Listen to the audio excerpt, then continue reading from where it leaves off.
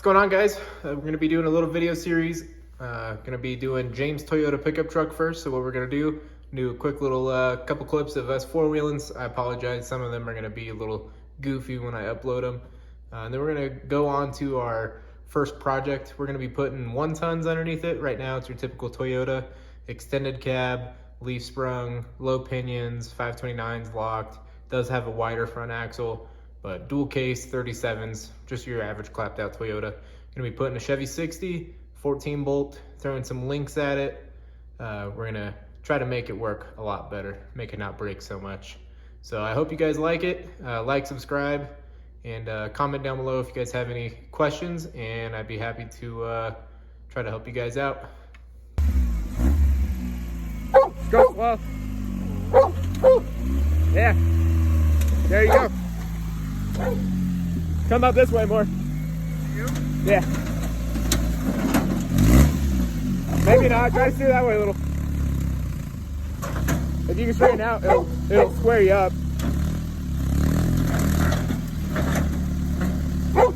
I don't think it's going over.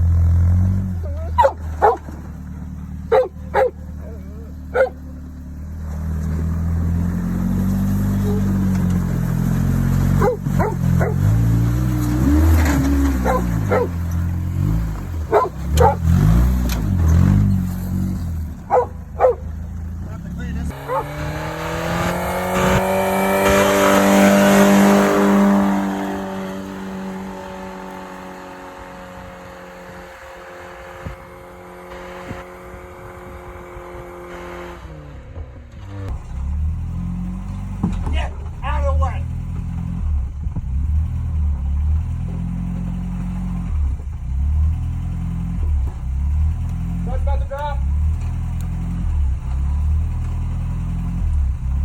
You're fine, just like that. You're good. You're good. You're good. Oh, hell yeah! I tried to give it gas, I was just too slow. Dude, you fucking didn't roll. Things already.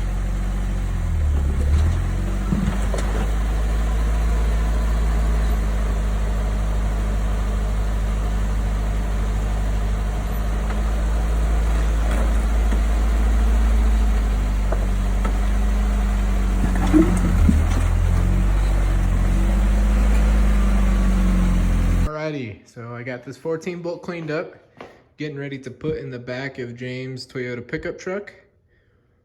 I had some leaf spring mounts on this one that I cut off, some brake line mounts. I tried to clean them up pretty decent. I used a DA and a grinder. I don't take too much time, but I think a little bit of effort goes a long way, makes them look real nice. This axle already has disc brakes on it. I believe it has 488s on the inside, diff cover, a little pinion skid, basic stuff. What I'm gonna be using is this TNT Customs truss. They're coil mounts, they're lower control arm mounts, and they're upper control arm tri-hat.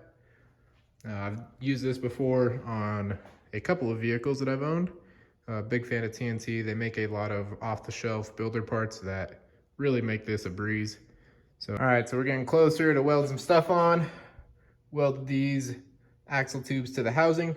I do this in 2 passes, so this is what it looks like at the end. Might not be the prettiest thing, but she's got a lot of heat in it. I actually got to weld this one up. So I do the first pass, wire wheel, and second pass while it's still hot.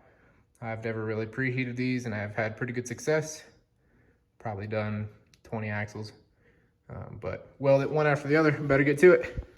I had to chop it down Because we're being cheap using coils, so we got these coil mounts. I'll fill this in with a little piece of plate. Should work out pretty good. Whenever you do a dual triangulated 4-link with this PNC Customs truss, you can take this super easy to use tri-hat, keys in, so there's spots for it. Sometimes they take a little bit of grinding, but usually they fit it real good, and you get a super strong mount, super centered to the axle, right there centered. Yeah, makes it super easy to use. Get these welded up. Got some lower control arm mounts for the bottom, for the front. Get those welded up, and then it'll be ready to sling underneath. I like setting my axles up on the table with these jack stands. They mar up the axle tube a little bit, but it really makes it easy to rotate it. Kind of a little rotisserie, so you can get your welding done in the right type of position. Get these going. Good times. Well, that's a weird sounding race car. Oh wait, that's not what we're working on today.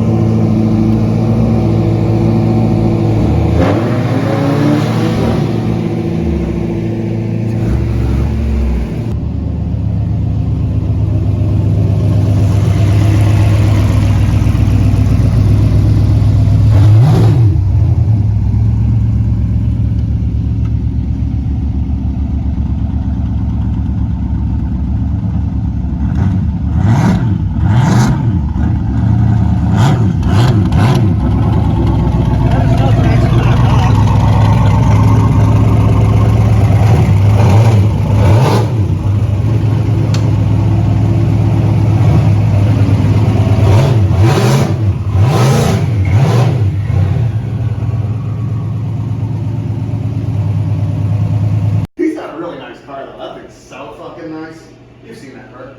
Yeah. It's like the fit and finish is great. Yeah. Everything in it's so nice.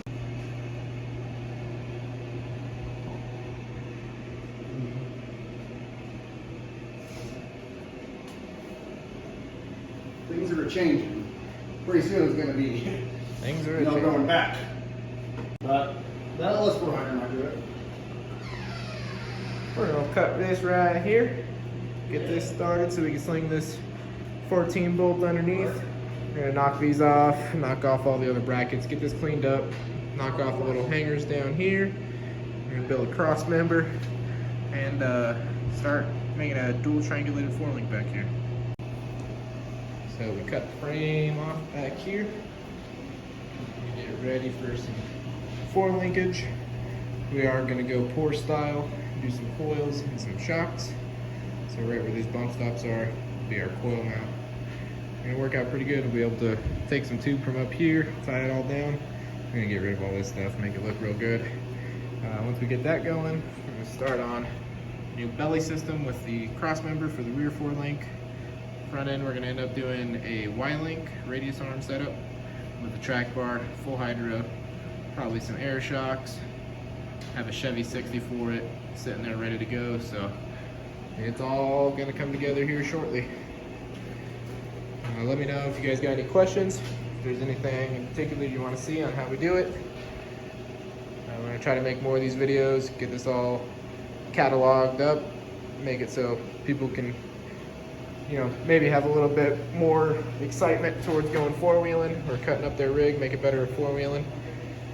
James here is real worried about weight adding this 1 ton, so every little bit we cut off is a step in the right direction. Well, getting it a little mocked up. Be running our coils straight to there. We're gonna be building a flat belly. We're gonna drop it down a couple inches just so everything's flat and tucked up. Should work out pretty cool. Then on to the front, but get this back, double triangulated 4-link. Got a bunch of brackets to cut, so get some brackets cut out, cleaned up, and get going on this.